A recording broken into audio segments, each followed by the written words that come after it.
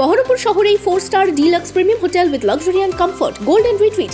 এখানেই জেলার একমাত্র ডিস্কোথেক, আছে রেস্টুরেন্ট, লাউঞ্জ বার, অত্যাধুনিক gym, spa, swimming pool, club মেম্বারশিপের সুযোগ। বহরমপুর শিল্প তালুকে গোল্ডেন রিট্রিট। লোকসভা ভোটের আগে রামনবমীতে বহরমপুরে পথে বিজেপি ও তৃণমূল। বহরমপুরের প্রাণকেন্দ্রে রামনবমীর মিছিলে পা মেলালেন মুর্শিদাবাদ লোকসভা কেন্দ্রের বিজেপি প্রার্থী ডক্টর নির্মল সাহা সহ বিজেপি নেতৃত্ব। পথেই জনসংযোগ সারলেন বিজেপি প্রার্থী।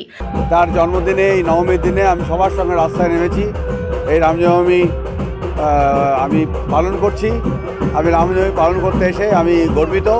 রামনবমীতে পথে নামল তৃণমূলও।